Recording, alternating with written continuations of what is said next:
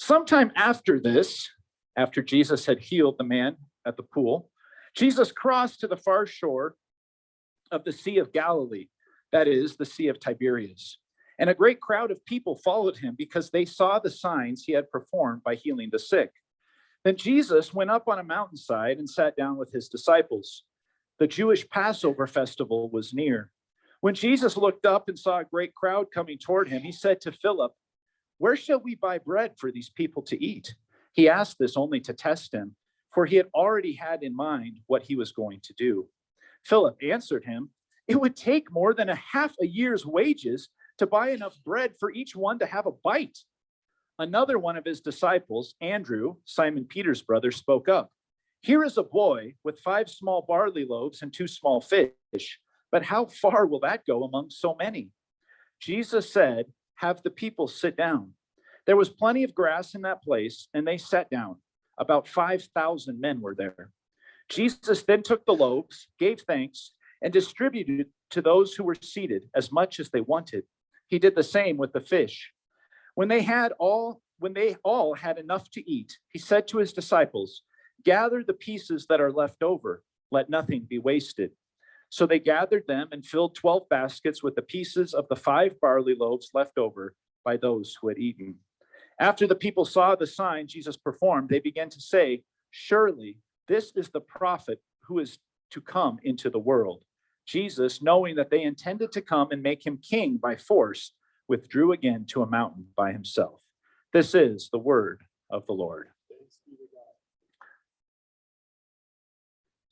I don't know about you, but I have heard the saying, anytime there's a new invention or there's something that perhaps is just rather amazing, maybe you've heard someone say this. My grandma used to say it all the time. That's the best thing since sliced bread. Okay, so you've heard that. You know, when I think about that saying, and I heard it probably hundreds of times growing up, I really don't think sliced bread is the comparison that we should be using. I'm a big fan of bread. I like sliced bread. But if you think about all things in this world, I don't know how important sliced bread would be. For example, if you go to a nice restaurant, all right, someplace a little pricey, maybe you need a reservation, and you get the menu. Have you ever found yourself in a situation when you're a place like that, you're looking through the menu, you look over everything, and when the server comes, you say, "You know, this all looks really great and all, but do you really just have some sliced bread? That's all I really want is some sliced bread." No, we don't say that, right? So why is it that we say the best thing since sliced bread? Well, here's the thing. Whether you're a bread fan or maybe you're on keto and bread makes you nauseous, today we see a lot of bread, don't we?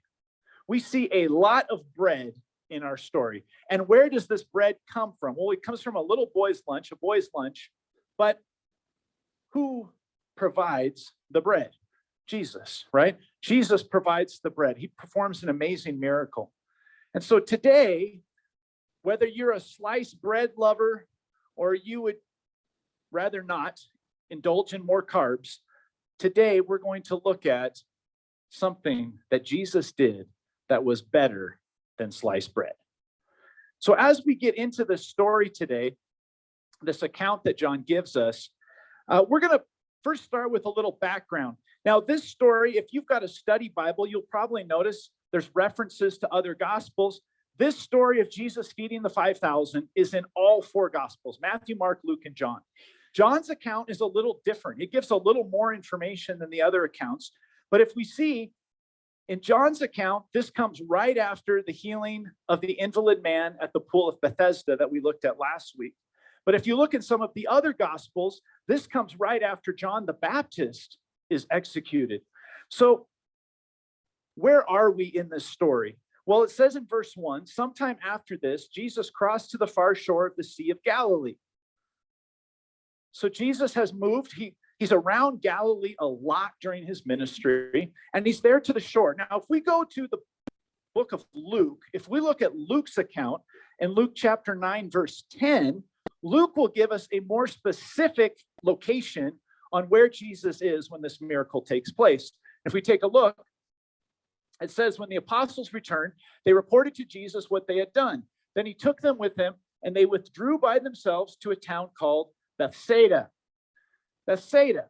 Now, we're not exactly sure 100% where Bethsaida is. In fact, there's two different Bethsaidas mentioned in the New Testament. But this town of Bethsaida is also the home of Simon, also known as Peter, Andrew, and Philip. So this is the hometown of three of the disciples. All right, but we are in Bethsaida, and what's going on in Bethsaida? Well, let's go back to verse 2 there. We've got Jesus crossing to the far shore of Galilee, and who else is with him? A great what? A great crowd of people. A great crowd of people. Now, most likely, this crowd isn't just a few hundred. This crowd is probably in the tens of thousands. And they're following Jesus because everywhere Jesus went, if you read any of the Gospels, everywhere he goes, there's always crowds. Why? Because people could not stay away from Jesus. People wanted to be around him, wanted to be near him, wanted to hear him, wanted to touch him, wanted to bring their children to him. People couldn't stay away from Jesus. And so there's this great crowd of people. And why are they following him? Because in verse 2, it tells us they saw the signs. They saw the miracles he had performed healing the sick. The other accounts that we've read, remember, John doesn't always include every single miracle, but they've seen and they want more. So they're following him. Then in verse 3, then Jesus went up to a mountainside and sat down with his disciples. Most likely, this mountainside is probably more like a hilly area. And he goes there and sits down, but are they going to be alone? Is he just going to hang out with his 12 guys for a while? No. Who else is there? The crowd, right? The great crowd, the tens of thousands of people. So just try to picture this in your mind, because this is a little hard for us, because I don't know about you, I haven't seen crowds of people following someone around Colorado Springs anytime lately. And maybe when I did, it wasn't always the best thing, right? But here's this crowd of people, and there's a mob. It's an army of people, and they're just going wherever Jesus goes. And so they go to this mountainside, this hilly area. He sits down with his disciples, and then John gives us a very interesting detail that the other gospel writers don't tell us about this miracle. Look at verse 4. He says, what festival was about to happen? The Passover. Here's what's interesting. John mentions 3 Passover festivals in his gospel, 3 different Passover festivals. The first one is in chapter 2. In chapter 2 is when Jesus goes into the temple and he clears it out. Maybe you've heard that story. People are trading animals, all kinds of corruption, and he clears the place out. John lets us know that when he does that, it's also Passover festival. This is the second time that he tells us there's another Passover festival. And the third time he will tell us there's a Passover festival is right before Jesus will go to the cross. And you think, well, John just must really be interested in the Passover festival, but there's more to it, friends. He's making a connection. John is making a connection over and over between Jesus and the Passover. So I just want for a minute kind of go down this little rabbit trail for a second, because John is waving his little flag saying, pay attention here. Pay attention. I want you to know about the Passover, and I want you to connect it to Jesus. And here's why. Because what is the Passover? The Passover is a festival. It is a Jewish holiday celebrating a historical event, a very important event. The event that happened way back in the Old Testament, way back in the book of Exodus, when the people of Israel were slaves in what country? Egypt.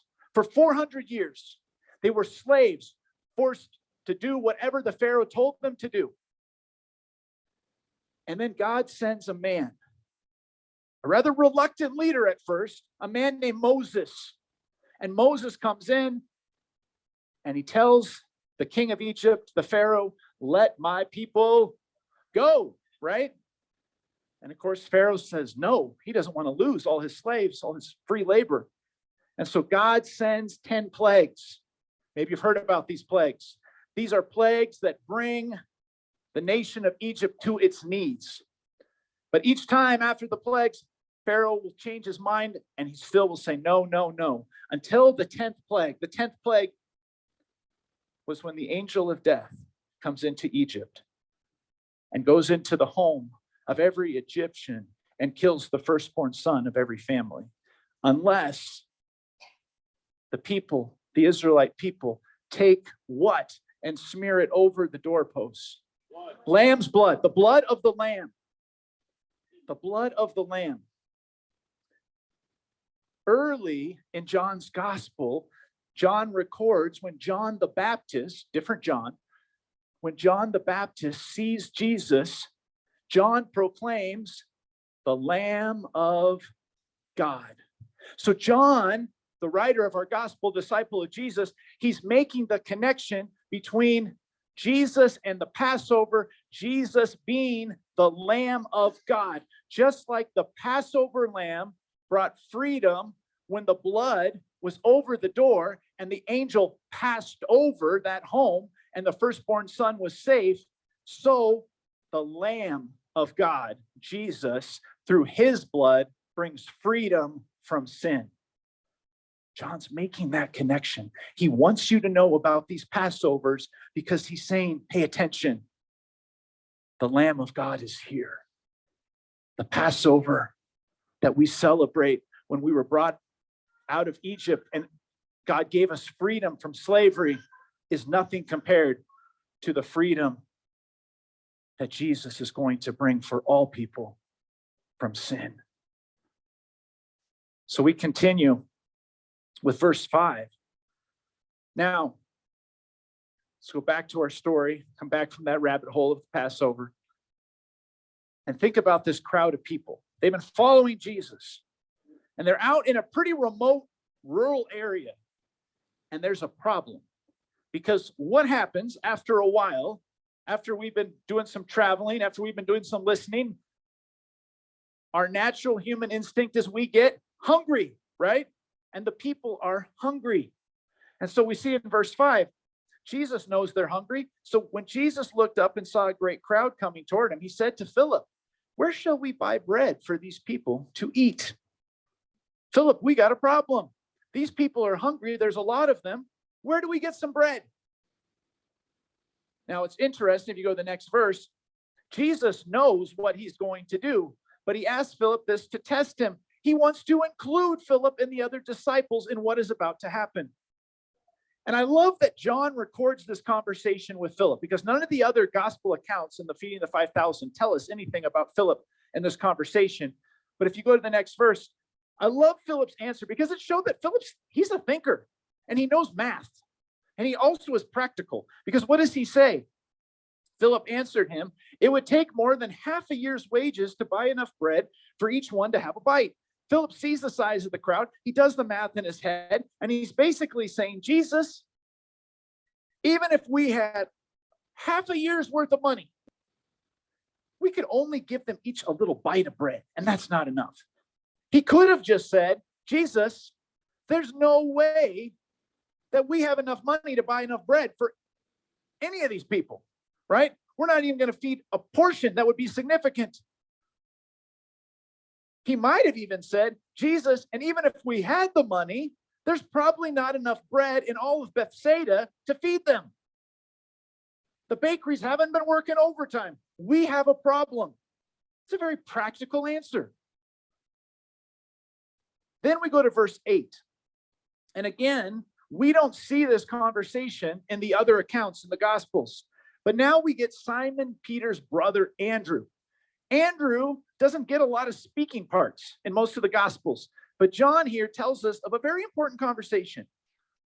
So verse 8, another of his disciples, Andrew, Simon Peter's brother, spoke up. Here is a boy with 5 small barley loaves and 2 small fish, but how far will that go among so many? When I read that, you know what makes me wonder? How long has that boy been standing there with him? How did he find that boy? Was Andrew just looking out in the huge crowd? He saw one kid who had a lunch bag. He's opening and goes, you, come here. Sharing is caring, right? But what I love, this boy is willing to share. He might be the only one with food, or at least the only one whose food is obvious, and he's willing to share it. which means he's going to go hungry, but he's willing to share it. I remember as a kid, we had a children's storybook. I think they were called Arch books. Maybe some of you remember those Bible stories if you ever had those or read those to kids. And I remember the story about that little boy, they feature him in that book. They talk about him getting his lunch and going on. We don't know how much of that is true, but we know he had food and he was willing to share the food. But even Andrew is like, well, this is the only food I can find. And this isn't even enough for this kid, much less all these people. Now, if the story ended there, we'd say, well, that's kind of sad. All these people are going to be hungry. But of course, Jesus has a plan. And if we go to verse 10, what does he have the people do? He has them sit down. Now, just think about that. He has them sit down on a bunch of green grass. Has them sit down on green grass. Does that remind you of a psalm, maybe? Psalm 23, verse 2. He makes me lie down in green pastures. That's what they're doing. Jesus is saying, have a seat in the pasture. Sit down. And why does he have them sit down? Because Jesus is going to take care of them. Just like Psalm 23, the good shepherd takes care of his flock. He watches over them. Jesus is going to take care of his people. And he has them sit down in the grass. And this, in verse 10, gives us our first clue of how many people there are. John puts it there, a little side note. How many men do we have? 5,000. Now, that's just the men. Remember, in this time period, people lived in large families and often with extended families. So if you have 5,000 men, you're also going to have their wives, probably some of their moms, maybe aunts, maybe grandmas. And certainly we know there's kids there, isn't there? Because we've got the boy with the lunch. Some scholars estimate that there could have been up to 20,000 people there. Now just think about that. That is a ton of people. Think about a big event you've been to, like a big sporting event or a concert where there's thousands and thousands. That's basically what they had. They had the whole Pepsi Center filled, or whatever they're calling that place now, filled. All those people are there. And they're all seated, sitting on the grass, waiting. And then Jesus takes this kid's lunch, these 5 loaves and these 2 fish. And look at verse 11. Jesus then took the loaves, gave thanks, and distributed to those who were seated as much as they wanted. He did the same with the fish. He gives thanks twice, gives thanks for the bread, gives thanks for the fish, and then they start passing it out. And what happens when they pass it out? This is the miracle, right? As much as they wanted. That means, could you have seconds? Yep. Could you have thirds? Fourths, fifths? Absolutely. As much as you wanted. As much bread and fish for everyone. Now, here's the thing about this miracle. There's some controversy to this. I don't know, maybe you've ever heard this version where people will say, well, probably what happened is lots of people brought food, but they were hiding it. And then when this boy brought out his lunch, they saw his generosity, and that inspired everyone in the crowd to bring out all the food they had. And that's how it was accomplished, because the people were moved by generosity, kind of like those Thriving shirts. They all live generously in that moment. And you think, wow, that's an amazing, amazing work of generosity. And you know what? That's great, but it's full of crap. That's not true. It's not what happened. What happened is Jesus performed a miracle. Jesus did the impossible. How do we know that? Because there's a whole bunch of food left over, isn't there? There's all this food left over. And here's the thing. Miracles are possible because Jesus is the Son of God. It's not about a generous moment that inspired other generosity. Nothing wrong with generosity, but let's not downplay that this is a miracle of Jesus. Jesus does an amazing miracle. And so everyone eats as much as they could possibly eat. And then in verse 12, when they had all enough to eat, he said to the disciples, gather the pieces that are left over let nothing be wasted. Why does Jesus pick up the leftovers? The answer is very simple, friends. Jesus saves. It's actually a joke. All right. Jesus is pro leftovers because Jesus saves. All right, I'll let you think about that one. Now, here's the thing. How many baskets do they pick up?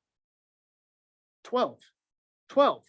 And a lot of biblical scholars will connect that to the 12 tribes of Israel, showing that this is a reference that Jesus came to fulfill what the tribes could not, that he came to accomplish what they could not. There's also, of course, 12 disciples. 12 is a very important number in the Bible. I personally think they kept the 12 baskets. Each disciple had his own basket he was taken care of for the next week, right? Whatever it is, there's 12 baskets left over. Now, something happens in the last two verses that's kind of unusual. The people have experienced this miracle. And remember, they've been following Jesus, they've been listening to Jesus, they've seen all these signs, and now they've seen this miracle. They got bellies full of bread and fish. And then what do the people do in verse 14? After the people saw the sign Jesus performed, they began to say, surely this is the what? The prophet who is to come into the world. And you might think, what are they talking about? What do they mean, the prophet? Well, let's do some more Old Testament connections. Because remember that story we told about the Passover, right? Back after the Passover, the people leave Egypt. They go out, they cross the Red Sea, they get the 10 Commandments right, and they're out in the wilderness, and they're hungry. And so how were they fed? Does anybody remember the story? God sends something to them. Does anybody remember what it's called? Manna.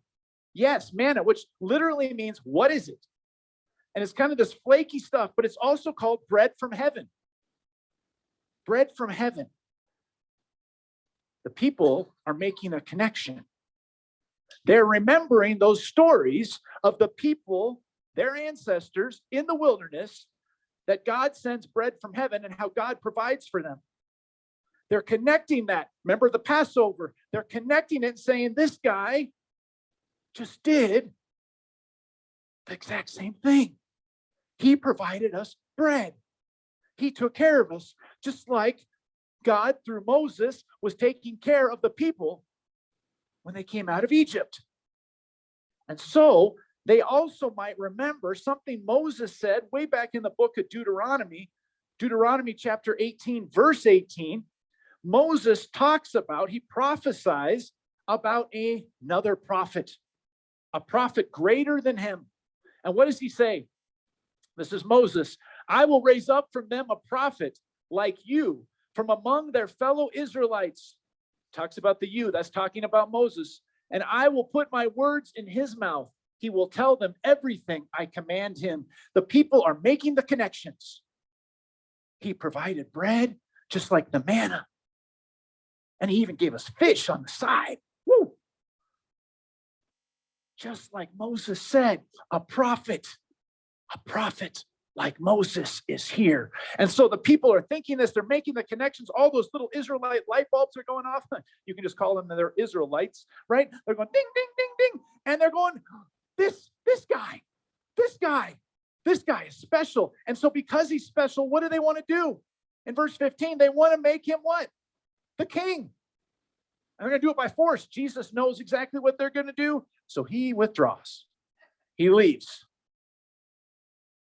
And here's the thing, though. Jesus is a king, right? He's the King of kings, the King of all. But he doesn't want to be this kind of king. Because the king they want to make is a king who will feed their bellies and bring them freedom from the Romans who oppressed them. Jesus said, that's not what I'm here to do. My kingdom is so much bigger. And so he withdraws. And that's our story. And so the question we ask at each of these accounts that John puts in, at the very end, we always say, why? Why is this a sign? And you say, well, Dave, Jesus took 5 small barley loaves and 2 fish, and he fed thousands of people. I think that's a sign. That's a miracle. Kind of a duh, right? But here's the thing. There's more to it. There's more to it than just Jesus feeding a whole army of people. And the way we see the sign is we look to the bread. We look at the bread. Turn to the person next and say, look at the bread. And the way for us to look at the bread is we're going to go a little further into this chapter. We're going to go a little further into this account because what happens next draws it all together and shows us how this is such an important sign that Jesus is the Messiah. So where did we leave off? The people want to make him what? King. Does Jesus want to be their king in the way that they want him to be king? No. So he withdraws. Well, he withdraws so far that he actually goes across the Sea of Galilee. He crosses the lake. All right. And he does that in a pretty dramatic way. He ends up walking on water. You can read more about that if you keep going further.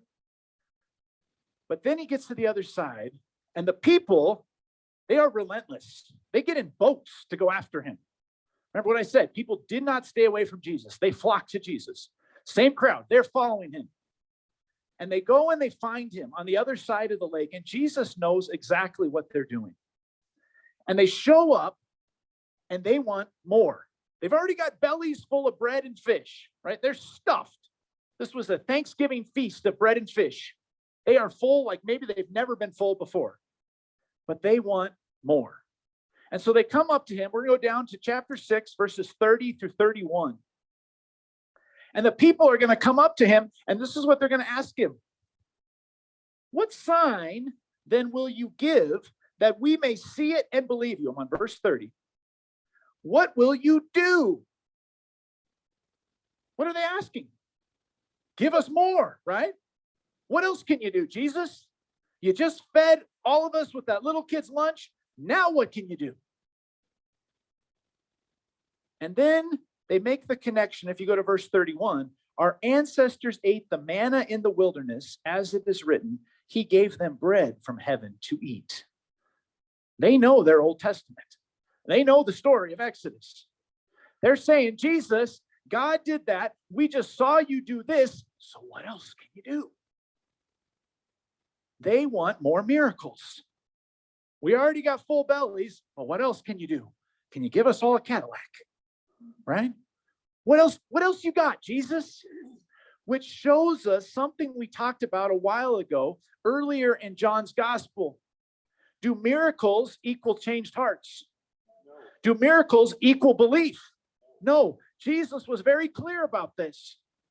And we see it doesn't work. These people have just experienced a mind-blowing miracle. And what are they saying?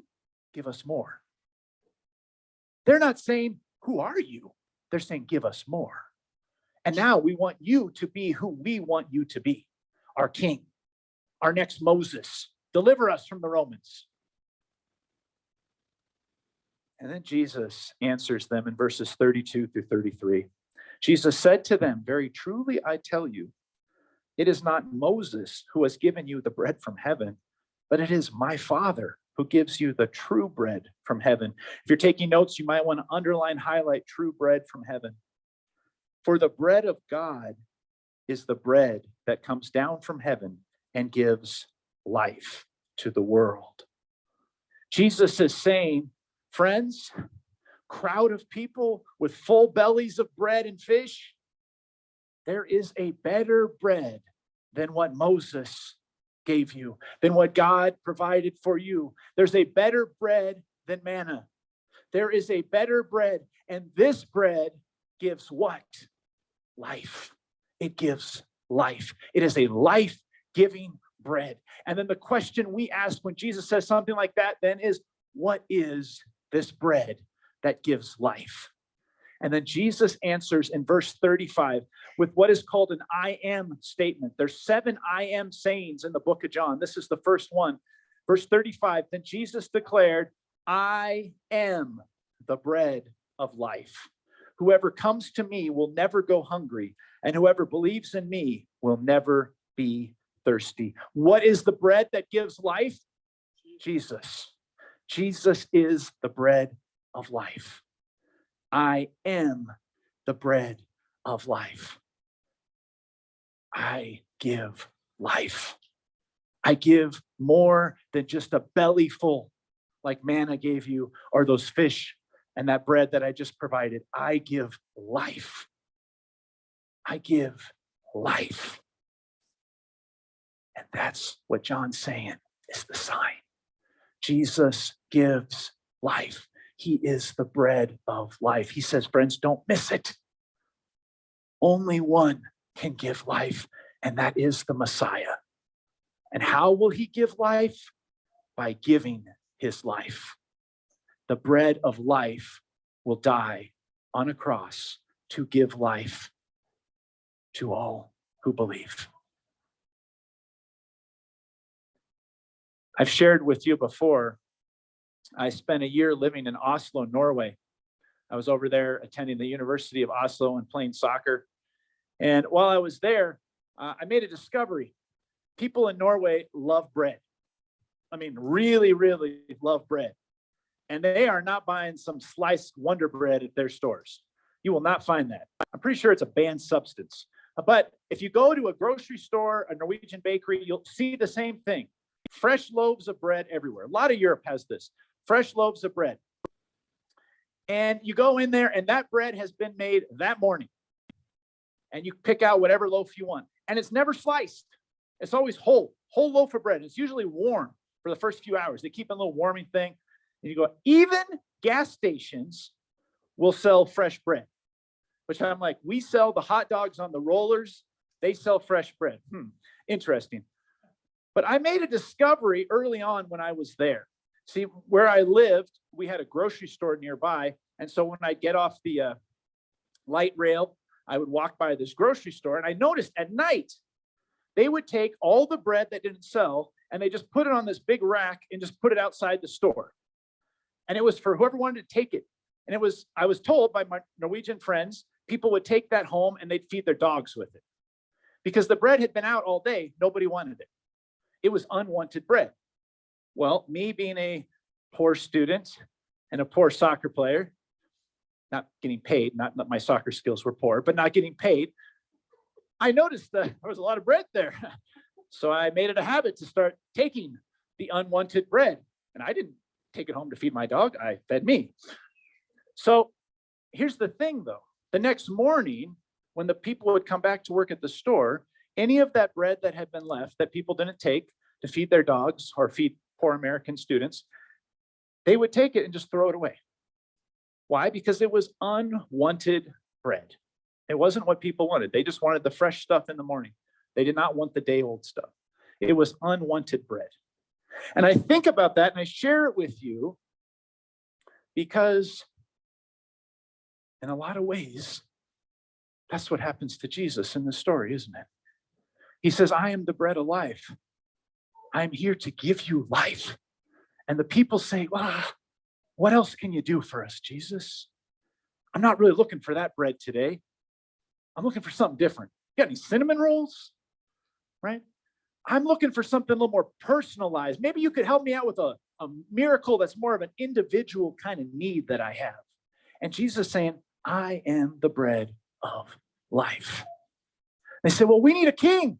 We need a king who can get these Romans out of here and restore Israel just like it was during King David. Bring us back to the good old days.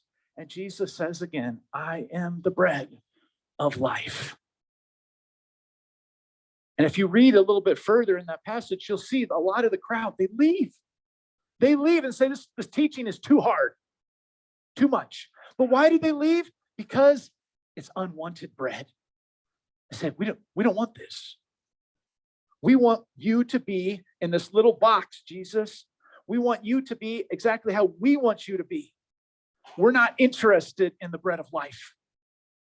And friends, my question for you today is, how many of us, when it comes to Jesus, do we treat him sometimes like unwanted bread? We say, Jesus, you're amazing. I can read about you. You do these amazing things. And man, that's so great. But Jesus, if you could just throw a few personalized miracles my way. I'm going through some hard stuff right now. And if you could just fix that, that would be so great. If you could kind of just give me the cinnamon roll version, right? This is what I need right in this moment. And what is Jesus saying? I'm here to give you life. I'm here to give you life. We say, well, yeah, but I need this and this and this. And he says, I'm here to give you life. I'm here to give you life. Life with me forever. I'm here to forgive you of your sins. And we said, I'm not sure that works for me right now. That's all good, but I've got needs in the moment. And so I think what happens for a lot of us is we treat Jesus like that unwanted bread. We say, we know what you're offering, Jesus, but it's just not to my taste right at this moment. You know, I was once at a conference where they did a skit where there was these two guys and they were dressed up like mimes. And normally I'm not a huge fan of pantomimes, just because there's not enough noise. But they did this skit where the two of them were like two loving parents. And what they were holding and swaddling, it was a loaf of bread. And I thought, this is the weirdest skit I've ever seen. What is this about? And then it continued. And they would rock this bread and they'd hold up the bread. And they just almost to the fact that you're like, these guys are like the biggest carb addicts in the world. They've got such a hang up with bread. But then it all came together because the music began to change in the pantomime. And they took the loaf of bread and they held it up to a cross. And then one of them took a big nail and he stabbed it through the bread and he smashed it and nailed it up to the cross. And that's when it became apparent what that bread was, what that bread represented. It was the bread of who is Jesus. I am the bread of life. And that's what Jesus does. He says, I'm not going to force you to eat it. You can say no, but this is what I'm going to do for you. I'm going to die for you. Whether you want the gift I'm offering or not, I'm dying on a cross because I love you. Because I am your bread of life. I'm here to give you life. And you can turn and walk away. You can turn your back. You can say, not today, Jesus, I'm not interested. But the gift is here for you. Friends, can I make a recommendation to you? And I don't know all your dietary restrictions, whether you're a bread eater or not. But can I make a recommendation? Take the bread of life. Take what Jesus is offering. Give him your life.